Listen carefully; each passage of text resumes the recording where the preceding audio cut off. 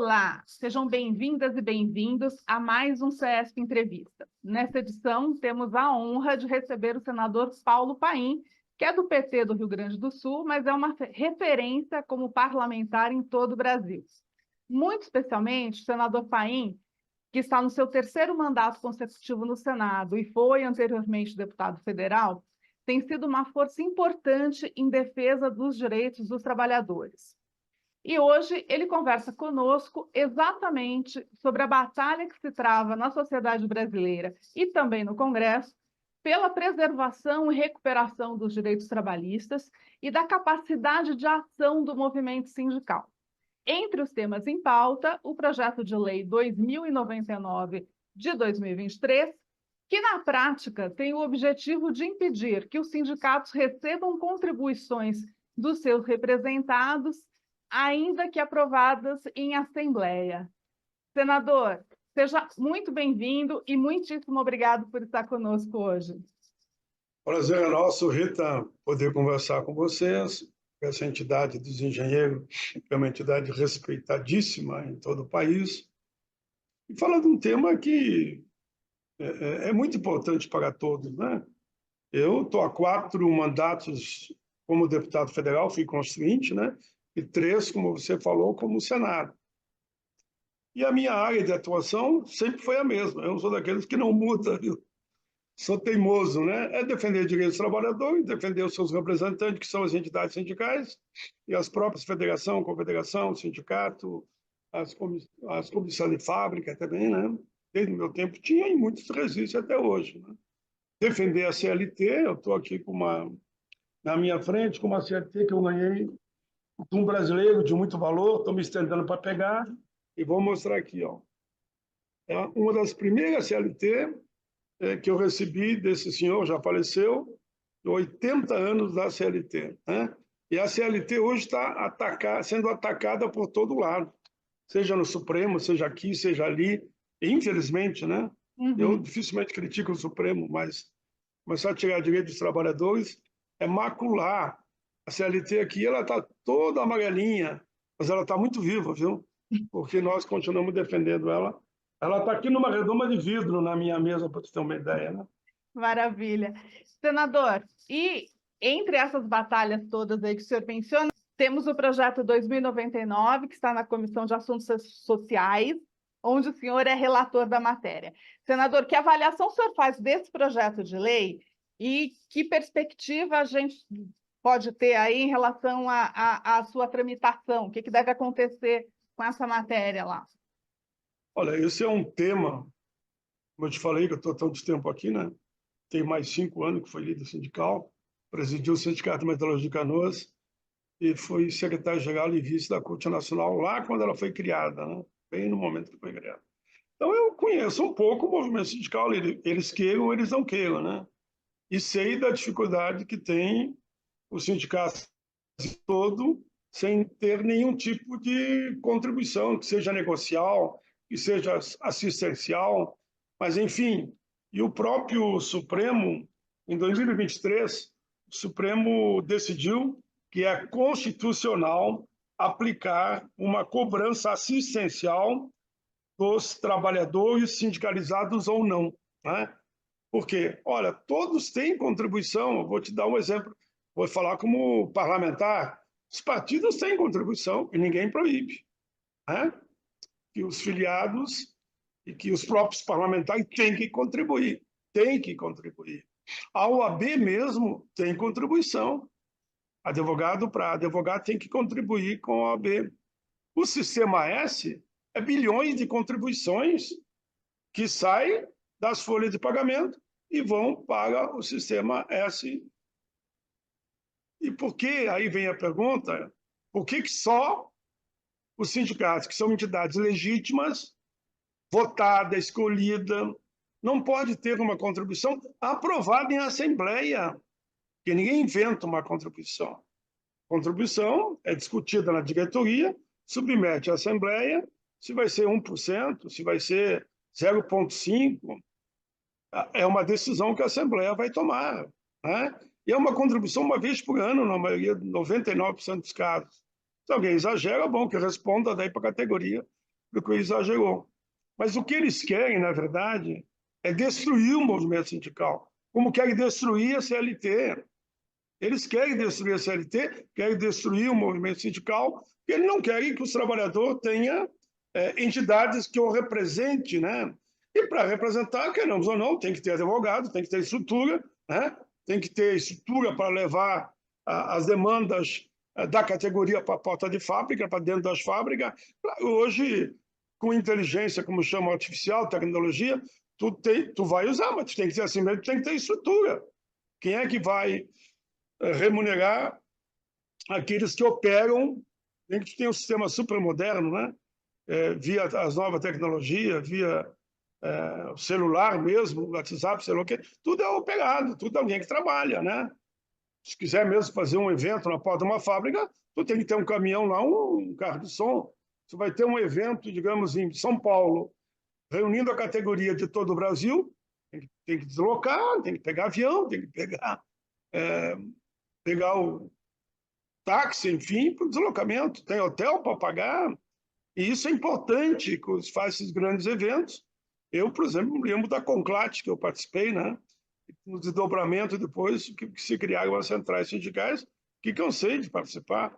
Eu fui para o exterior representar em época da ditadura. Alguém tinha que ir para o exterior falar o que estava acontecendo no Brasil. Eu fui indicado e fui. Tivemos que pagar, né? Não tem avião de graça, não tem Papai Noel. E todas as categorias dos empresários, dos trabalhadores, eles têm o direito de se organizar mediante uma contribuição discutida, votada, negociada, acertada. E aqui no Brasil inventaram isso. Até nos Estados Unidos tem isso, que o grande capital no Brasil é a referência dos Estados Unidos, né? Até lá tem inclusive fábrica por fábrica contribuição. Agora inventaram que no Brasil não pode ter. Ou seja, eles não querem que ninguém fale num país que tem até trabalho escravo. Eu falo com tristeza, não falo com alegria, né? Um país que mais tem trabalho escravo no mundo. Então eles não querem de jeito nenhum. Bom, mas como é que está a situação toda para sintetizar? Eu já falei aqui do problema em si. As centrais, confederações, federações estão negociando com o setor empresarial, eu diria, eu não quero usar um termo inadequado, né? Mas que entende que é possível chegar a um acordo, pronto. Eles estão negociando, estão discutindo. O Ministério do Trabalho está ajudando. O governo tem lá o seu conselho, que vai ajudar também, para construir uma proposta de entendimento que garanta o mínimo de contribuição negocial ou assistencial para as entidades, de parte dos trabalhadores, que as entidades estão lá para defender os trabalhadores, né? Bom, e eles não querem esperar, eles querem na marra aprovar um projeto que praticamente proíbe, cria um sistema tal que tu vai não permitir que os trabalhadores contribuam para as entidades. É isso que eles querem. Eles querem destruir o movimento sindical. A verdade é essa. Ninguém se iluda. Eles querem destruir o movimento sindical. E claro que nós não podemos permitir. Eu estou no parlamento há todos os anos, mantenho uma relação com, inclusive, sindicato de empregadores, que respeitam esse ponto de vista e acham que é possível construir um acordo. Agora, eles estão fazendo, inclusive, obstrução na Comissão de Assuntos Sociais. Não vota nada aqui sem primeiro nós acabar com o imposto sindical aí. Bom, vocês podem fazer o que vocês entenderem, se assim vocês querem fazer. Mas eu vou trabalhar para que seja aprovado um projeto decente, que esse lá eu considero indecente, um projeto decente que atenda a todas as partes, o trabalhador, os sindicatos, empregados e de empregadores. E é possível, só falta aí boa vontade de sair dessa política do ódio, querer odiar os trabalhadores. Qual é o crime dos trabalhadores? É porque trabalham? É porque querem ter uma entidade que os represente? Como os empregadores têm as entidades que os representam. Então, na deles, estão certos também. Agora, só os trabalhadores não podem ter. Esse é o debate que está acontecendo aqui. Eu, sinceramente, vou deixar aqui, né? Eu acho que está na hora de nós pensarmos numa outra conclave, viu? Não é saudosismo. É fazer aqui em Brasília um grande evento do movimento sindical, né? Para discutir não só a questão sindical, mas discutir o direito dos trabalhadores, que para defender a nossa CLT e os direitos sindicais, pode ter certeza que tem muitos juízes que estão junto conosco, muitos advogados do mundo do trabalho, muitos advogados que não são do mundo do trabalho, mas acho que é legítimo, né, que o trabalhador tenha os seus direitos, defender uma contribuição, seja negocial ou assistencial, o termo para mim não importa, importa que chegue no entendimento, desde que haja esse apoio às entidades. É isso, o quadro que se apresenta é esse. Eles já avisaram que vão obstruir de novo. Eles nem falaram em nenhum momento da questão sindical. Mas só diziam, enquanto não votar o PL tal, mas não falam nem que é sindical, o que é, o que não é, nós vamos obstruir tudo. Então, obstruindo, por bobagem. Para discutir ata, por exemplo. Faz uma obstrução e não aceita cada frase que está na ata. Eles querem discutir, só para passar o tempo e não chegar na hora de debater o tema. Bom, nós vamos enfrentar o debate cabeça erguida e tranquila, mas eu acho que o movimento sindical teria que dar uma mobilizada. Por que não fazer um congresso da classe trabalhadora com todas as centrais, federações e confederações, sindicatos aqui em Brasília, e tirar de lá uma carta, tirar um documento, e vir entregar aqui para o presidente do Senado, presidente da Câmara, entregar lá para o presidente Lula também, por que não, né? Entregar para os ministérios que atuam na área, para mostrar que os trabalhadores do Brasil não vão aceitar essa intenção que eles estão tendo de destruir a principal entidade deles, que são os sindicatos. Tá certo. Senador, então o nosso panorama aqui, em suma, é o seguinte: enquanto o movimento sindical e outras forças da sociedade, o próprio governo e parlamento, pensam aí em construir um modelo adequado, transparente, de custeio do movimento sindical, porque, além de todas essas articulações importantes que o senhor mencionou aí, que são feitas pelo movimento sindical, tem o trabalho cotidiano de representação coletiva, de negociação, as campanhas salariais, que também exigem uma estrutura que precisa de recursos para funcionar. E sem isso, os trabalhadores não têm reajuste salarial, não têm os seus direitos preservados nas empresas, não ficam sem força de defesa. Ficam à mercê dos acidentes do trabalho, que as condições de trabalho, se não tiver o mínimo desse... Porque os auditores fiscais de trabalho, os fiscais de trabalho não dão conta. Precisaria mais 2.000, 3.000 novos auditores para poder ajudar a fiscalizar. Então, os sindicatos que estão lá na ponta, estão lá na cidade, sabem o que está acontecendo e tem como ele interferir de forma tal que um trabalhador não perca um braço, não perca uma perna, não perca a cabeça até, né? Sabe que, infelizmente, pode acontecer. Eu mesmo vi trabalhador que perdeu um braço inteiro na empresa que eu trabalhava, né? Simplesmente a guilhotina pegou ele, porque ele escorregou, estava passando uma peça e cortou o braço fora. Mas, enfim, conheci gente que morreu, que perdeu perna, tudo em atividade. Então, tu não querer que o trabalhador tenha nenhum tipo, eles não querem nenhum tipo de proteção. Eles querem a terra arrasada, voltar, acho que é voltar ao tempo da escravidão.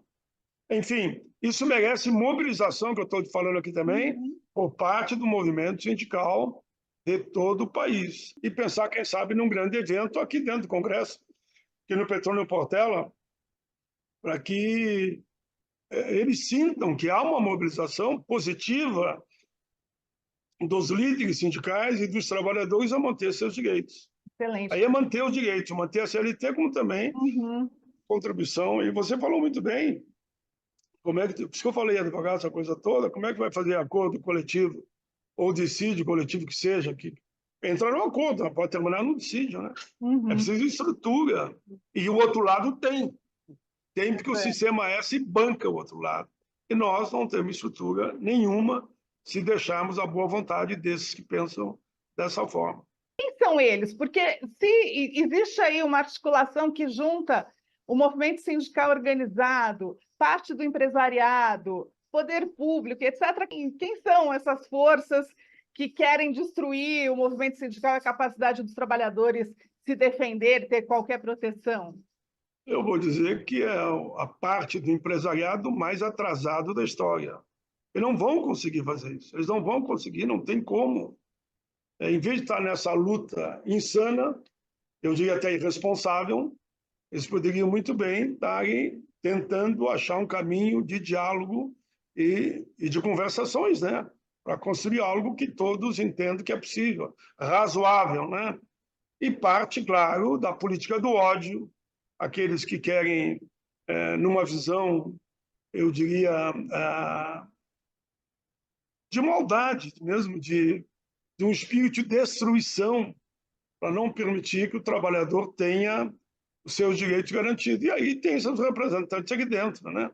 Aqueles que pregaram o ódio, por exemplo, pregaram no passado, um passado recente, né, infelizmente.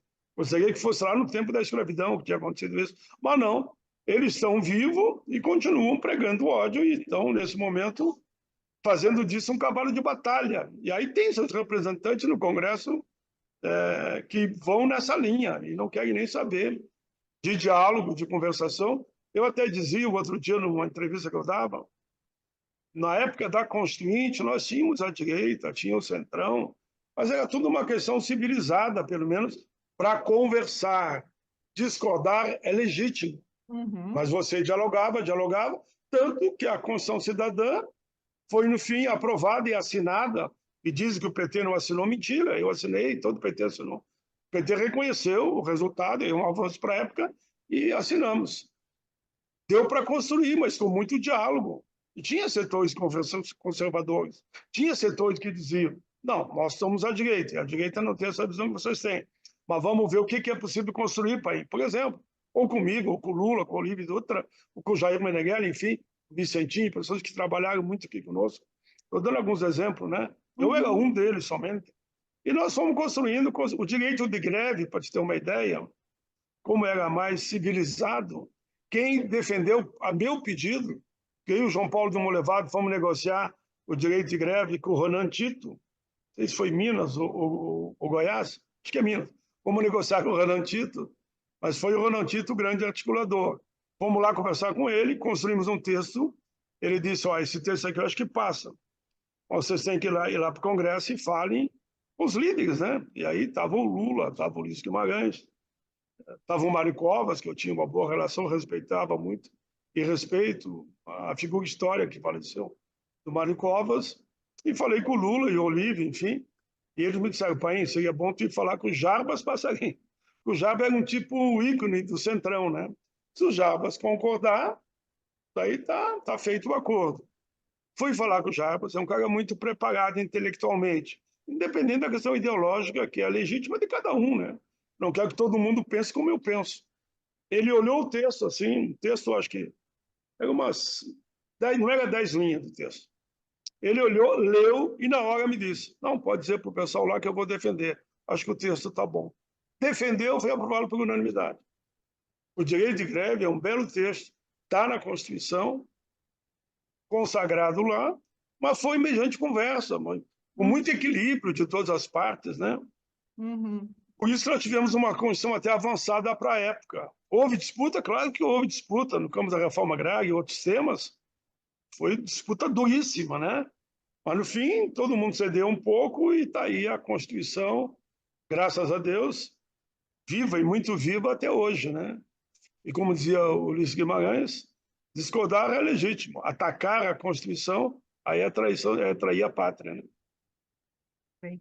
Senador, e nesse contexto atual, bem diferente desse que o senhor se lembra aí do período da Constituinte, qual a possibilidade que a gente tem de recuperar coisas perdidas na reforma trabalhista, por exemplo, de 2017, que foi um golpe grave contra os direitos trabalhistas e contra a capacidade de ação dos sindicatos também? Claro que eu sei que o mundo está mudando, né?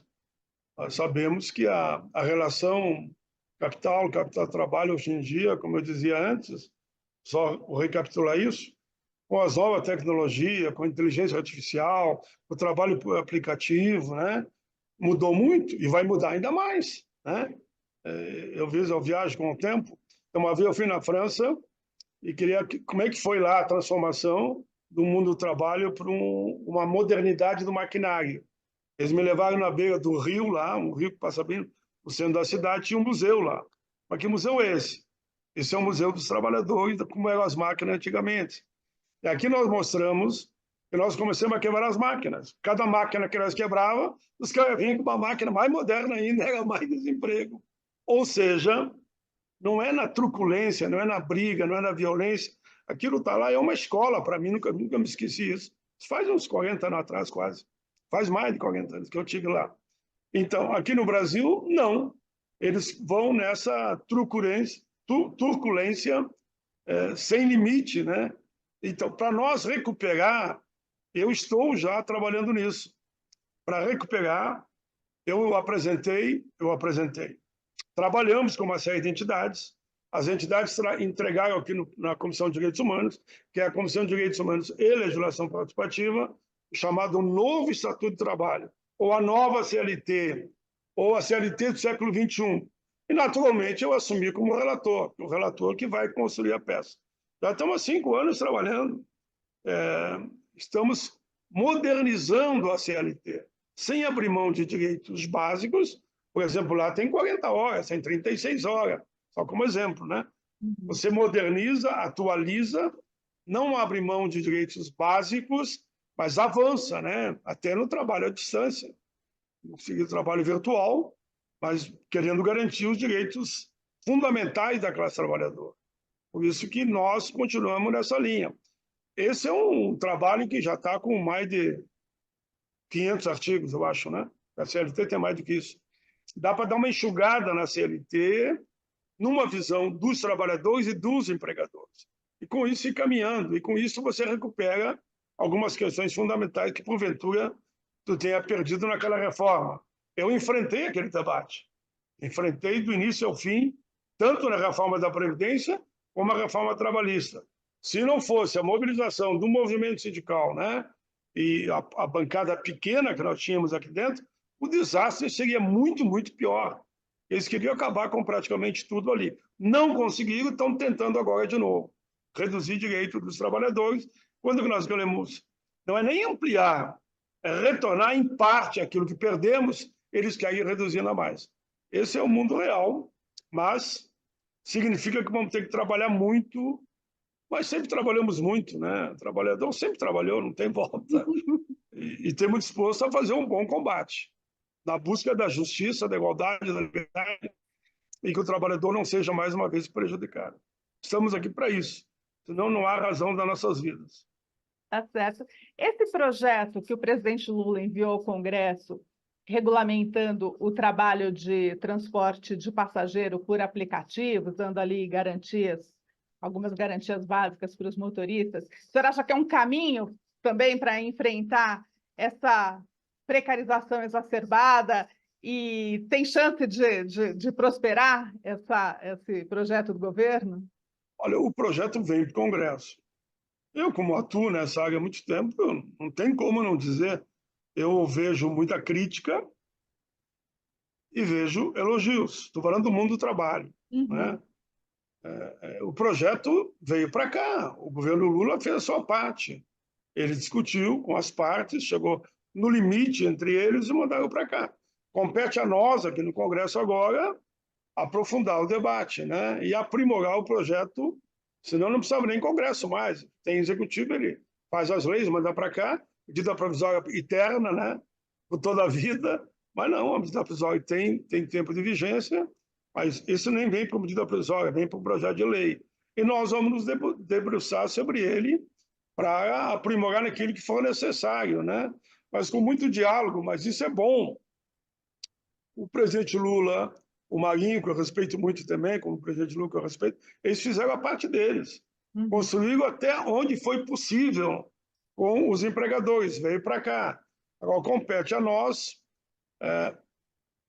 ver o que dá para avançar, melhorar, vamos simplificar de forma tal que se preserve direitos. Mas algum dia, mas o pessoal dos... Eu chamo uberização, né? Do mundo do trabalho. Eles não querem CLT. Eu respeito a opinião deles, mas não significa que com isso eu vou deixar de brigar por uma previdência justa, por condições de trabalho digna, que eles não percam a vida, que não se acidentem, que tenham seguro-desemprego, que tenham direito um dia de uma aposentadoria. Não tem como eles não querer isso. Agora alguém vai querer. Eu vou ficar no Uber e não quero me aposentar. Como não? Vai morrer de fome, então. Estou dando só um exemplo aqui bem bem, até folclórica, mas vendo que... E uma coisa, a uberização é uma coisa, e o mundo do trabalho, o dia a dia de uma empresa é outra coisa. O mundo do trabalho como motorista é uma, e o mundo do trabalho lá na lavoura, no campo, nos canaviais, como a gente fala, né? É outra. Então, nós sempre temos uma CLT ampla, total e restrita, e tem um olhar para o todo, né? Bom, se quer ser profissional totalmente autônomo, vai ser profissional totalmente autônomo. Mas qual é o direito que ele tem, esse autônomo? Tem direito nenhum? Tem que ter direitos básicos. Foi um pouco nessa linha que eu acho que o presidente Lula, eu não participei da elaboração, mas vamos recebê-lo aqui no Congresso, vai primeiro para a Câmara e vamos dialogar. Eu tenho um compromisso de vida, né? Porque eu fui operário de fábrica, de fundição, de marcenaria, né? De fábrica de tijolo, de vaso, eu trabalhei lá, amassando barro. Eu sei o que é o mundo real lá fora, né? Então, aqui dentro, eu tenho que lembrar de onde eu vim, qual é as minhas origens. E as minhas origens mostram que se eu não tiver uma legislação que dê o mínimo de proteção para os trabalhadores do campo e da cidade, eles estão ferrados. Como diria alguém, estão lascados, né? E nós, ninguém quer isso, né? Nós que defendemos tanto as políticas humanitárias para homens e mulheres, salários iguais, direitos iguais, como é que nós vamos permitir que agora prevaleça, como é que chama, o mundo cão, que seria a lei do mais forte, né? E quem é o mais forte numa relação de empregado e empregador?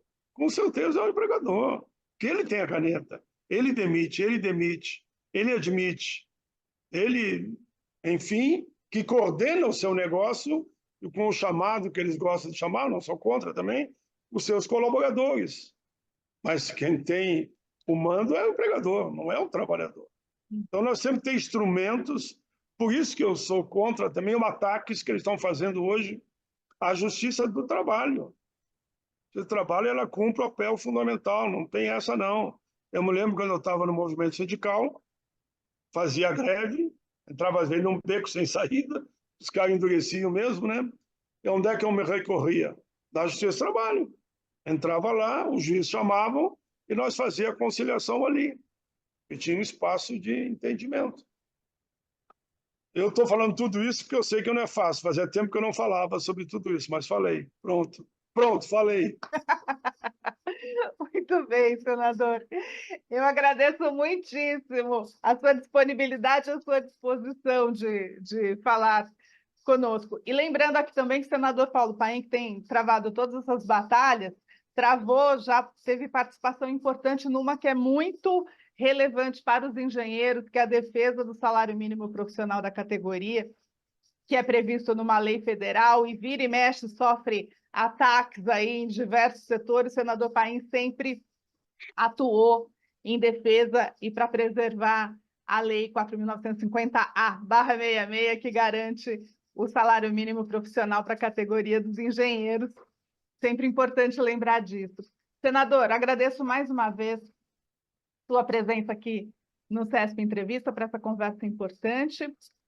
Muitíssimo obrigada e muito boa sorte, muito sucesso aí no seu trabalho representando o povo do Rio Grande do Sul, mas os trabalhadores brasileiros de modo geral. Muito obrigada. Agradeço, Rita. Muito obrigado pelo espaço aqui. Estou sempre à disposição. Mas não adianta, eu tenho um lado na história. O mundo do trabalho é o meu lado. Não posso falar diferente, nem sei falar diferente. Só se me fizer uma lavagem cerebral para descontrair. Abraço, estamos juntos. Que Deus nos ilumine e que dê tudo certo. E muito obrigada também a você que assiste a mais esse CESP Entrevista. Continue conosco no canal do CESP para mais conteúdos importantes como essa entrevista com o senador Paulo Paim. Até a próxima. Obrigado, Rita. Até mais. Deus nos ilumine.